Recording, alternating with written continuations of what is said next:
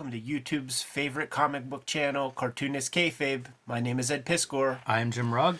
Great stuff to talk about today, but first, King Kayfabers on our Patreon are the people who get to see all of these videos before anybody else because they get the videos as we edit them, but they're also hanging out with us in the chat room right now as we record these videos. Sometimes books get kayfabe affected before we even record the videos, so jump on board with the Patreon, support the channel that way. But the vids are brought to you by the books that we make in 2023. Going to be a very big year for Cartoonist Kayfabe. We're going to have the Hip Hop Family Tree Omnibus coming to you around the holiday season. It's going to be 504 pages collecting the 4 volumes of Hip Hop Family Tree that are out there right now. But there's going to be 140 pages of extras, including a bunch of art that I drew specifically for this volume. Starting in May is going to be the next and final round of Red Room. We're calling it Crypto Killers, and this is the cover to Volume 1. This is the cover to Volume 2. Going to be coming out on a monthly basis. Murder on the Dark Web for Fun and Profit. Each issue self-contained. There are 2 Red Room trade paperbacks out there right now. 3 volumes of X-Men Grand Design that I put together. And a hardcover book called WYSIWYG. Jimmy's going to have, in July, Street Angel Princess of Poverty, coming out to collect all of his Street Angel material that is not in Street Angel Deadliest Girl Alive trade paperback, which should already be on your shelf. And if it's not, take care of that, fix that, get this book. It's got a new edition out. You have both volumes. You have all of Jimmy's Street Angel comics to this date. He is the creator of Hulk Grand Design and the artist behind Plain Jane's the shoujo manga. Now, Jimmy, we have a P.O. box. A lot of good stuff comes into that P.O. box. And somebody, they're not profiting on this. You see it, not for sale. But Tim Vigil, not too long ago, was showing off a bunch of crow imagery that he was putting together. And he kept saying these like little mysterious comments like, you know, I tried, guys, I tried. And one of the things that he tried to make happen was a Faust Crow team-up comic, an outlaw fucking crossover comic. He even drew a couple of pages of this thing. We have some credits in here. Keith Snyder as writer. I don't know if this is the guy who just put this thing together and sent it to us. I don't know what the deal is, who Keith Snyder is, man. But get a couple pages. It's not like Uncle Tim can be drawing whole comics for on spec, but you get everything you need to get, man. You got your money shot, Faust introduced here, and then you get your crow piece showing up a couple of pages after that.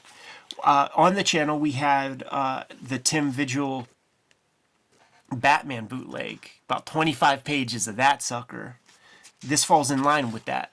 Yeah, this is great for me because I like seeing his pencils. Yeah. You know, it's a chance to really kind of see how he builds. And he works rough. Like, all the panels are even done at different levels of detail, almost like he's doing his layouts on the page and then goes back in and tightens up some of them. Yeah. And the nature of this kind of project is very different levels of how developed the pages are, the pencils are, but it's cool to see stuff like how he blocks together a city, you know, or any of these characters, like how much detail is he laying down in the pencils, because like it's a very rough sketch for a city. Totally. And maybe he would pencil a little tighter if he was gonna, you know, if this were ready to go to inks, but it's cool, like you look at like lips or something and that feels fully built to me. It reminds me of that Batman bootleg stuff where there are things he likes to draw a lot, and that's going to get the bulk of his attention to start.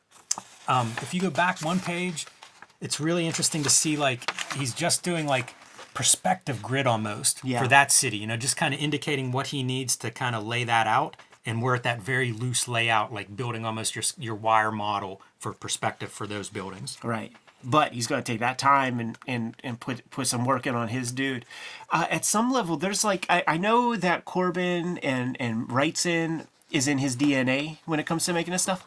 But at this pencil stage, I see a lot of Bissett Toddlebin. Yeah, I can see that. That's always interesting to me too, because we grew up with that image era where it was like my pencils could basically be inks. They're so tight. Yeah. And then when you see these guys who are more drawing and letting the inker do the finishing, you get to see more of that construction and almost like building. And, you know, the extreme example is going to be someone like a Gene Colan where it's like it's shaded and you got to interpret how you're going to do that in black and white. But here it's kind of neat to see him build up those figures from very loose scribbles to like this is tight. You know, like you can imagine the ink lines that would go over some of it. I was teasing it for a little bit, man, but here goes the James O'Barr crow. I mean, the Tim Vigil crow that would be in that crossover, and then over the years, all of this stuff came out like on Vigil's social media within the past couple of months. You know, we're recording this in April of 2023, and definitely in the calendar year 2023, he started putting these out, just talking about. I maybe dusted this off and was like, I tried, guys. I wanted to make it happen. Yeah, check this out. It's pretty fun. The very loose sketch versus the more refined, tighter version, so you can kind of see the building up of that. But, you know, a lot of value in that face in terms of just like laying down a heavier, a darker line to get those values as opposed to like, let's work out the hatching here. Makes me curious, like, who says no? Is James O'Barr completely in control of the crow rights? You know, I wonder if he's the one. I mean, it must be him shooting it down. Yeah. Because here's Vigil trying. Yeah, he isn't in charge of print rights, publication rights for Crow. That is something that he retained. He talks about, you know, whenever a new Crow thing comes online, he will comment. He'll show it off and comment, and any of that Brandon Lee stuff, he gets nothing on. And I think he made an emotional choice back when the Crow movie was being made, and gave all rights to that kind of stuff fully to his widow. You know, pretty tragic ending for Brandon Lee, and James O'Barr is an empathetic dude. So he's like, yeah, you guys, you take that loot. So he's got the pub rights though. And seeing all this Tim Vigil fucking Crow stuff. I mean, is this not a dream comic? You know what I mean? Like, certainly for. Yeah, and there aren't that many when I think of like indie comics and crossovers. Like, I don't really usually care too much, but this does feel like this would be a pretty big one. And don't get me wrong, I'm not looking for a Faust Crow crossover done by some schmuck. I want to see, you know, ideally in like Fantasyland, it's Megaton Man Savage Dragon, where Tim's drawing his guy. That'd be super cool. With tones and all that shit. And then James O'Barr's drawing his guy.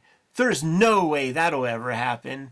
But a Tim Vigil one, where he's drawing everything, that sounds fine to me. I'll take that. But you know what, Tim? Let me do the duotone. Let me add some duotone to it, man. Because they never got it right. Like, when I went to Avatar and stuff, like, I could put some duotone on this and make it extra sexy. Make it feel like that OG Faust. Look at this right here, man. A note from James O'Barr. Well done, Tim. Looks like he's channeling some O'Barr in that illustration. Yeah. Much more of that heavy black line. Mm-hmm. Doesn't this feel like the greatest, like, prison tattoo or something? Right? Like, the whole design of it just feels like, put that on Danny Trejo's back or something.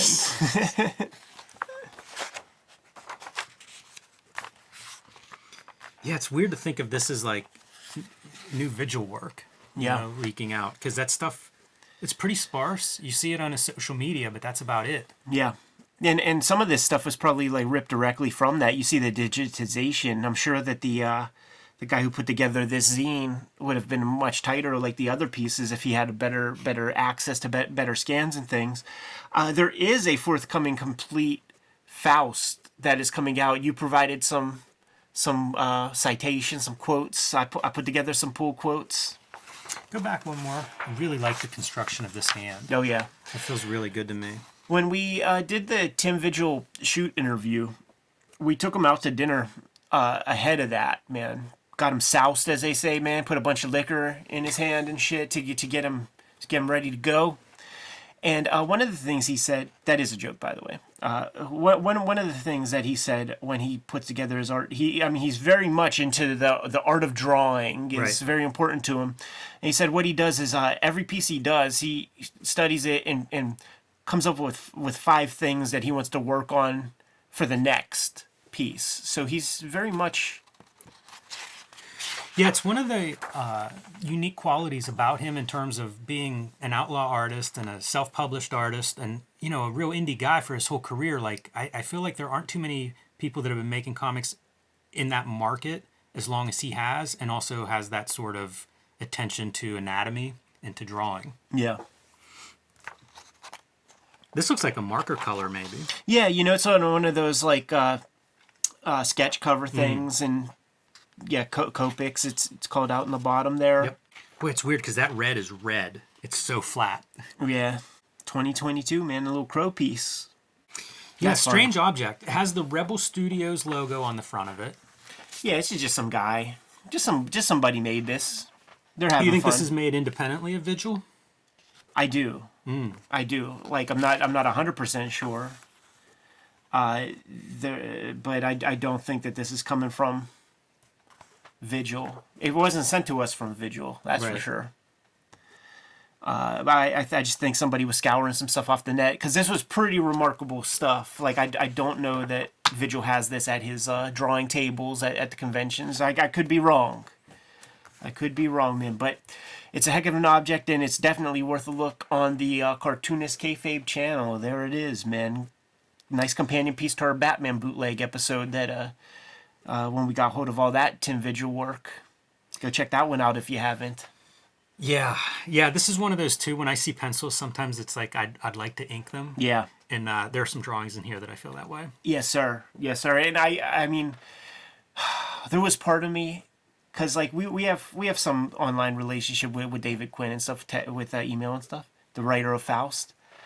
There was a part of me, and if I had endless loot, like I didn't have to worry about shit, it crossed my mind to be like, let me do the tones on the back half of Faust, like the ones that have like the weird gray tones and shit, you know. Yeah.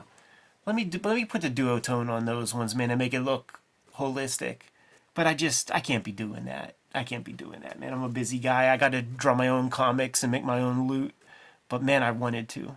That was something that impressed me when we talked to Vigil, is that he did that. Like, he learned Photoshop enough to do that, and I think that he may have redone them for the complete collection that's coming out. But don't hold me to that. Yeah. But I'm pretty sure that he said that, or David Quinn or somebody had mentioned that. Super fun. Thanks to the person who sent this to us, man. Unfortunately, we get so much mail, like it all gets shuffled around. Maybe it was Keith Snyder. It does fit nicely into my collection of weird bootleg doujinshi, outlaw. Right. Maybe it was Josh Heron. Yeah. Because the design is chalked up to him. Interesting object. Speaks to the low entry point of comics, and that you can make a small print run like this and not break the bank. Yeah, enough to give it away. Yeah. Clearly not for sale. James O'Barr, don't get mad. Nobody's making no money off of this stuff, man. But super fun to look at. Worth an episode on the Cartoonist Kayfabe channel. Jimmy, if you're good to go, I'm good to go. Yep. Kayfabers, like, follow, subscribe to the YouTube channel. Hit the bell. We can notify you when new videos are available. The King Kayfabers get these videos before anybody, and a bunch of them are hanging out with us in the chat room at this very moment. But the vids are brought to you by the books that we make. Jimmy, tell the people what you have coming out.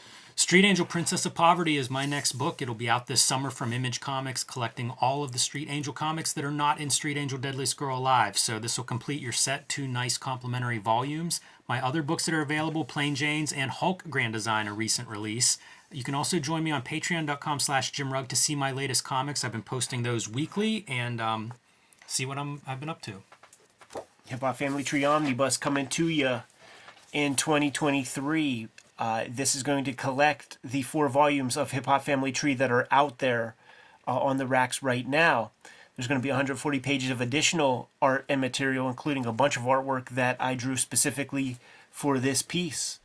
There are 2 Red Room trade paperbacks out there, but why not have a third one, man? A trinity of horror, gory comics. Crypto Killers, issue number 1, going to start coming out in May. Very much inspired by the outlaw comics traditions of Faust and the Crow. Monthly installments coming out, 4 rounds of those. Each story is completely self-contained, so if you see any random issues of Red Room out there, scoop it up, give it a chance. If you dig it, grab another one. There are 3 volumes of X-Men Grand Design that I put together, as well as hardcover graphic novel WYSIWYG. that you may find. But Jimmy, tell the people what else we got going on. Subscribe to the Cartoonist Kayfabe newsletter at the links below this video. You can also find Cartoonist Kayfabe t-shirts, merchandise, mugs, fanny packs, stickers, and more at our spread shop. That link is also under this video. All great ways to support the Cartoonist Kayfabe channel. Give them those marching orders and we'll be on our way, Jimmy. Make more comics.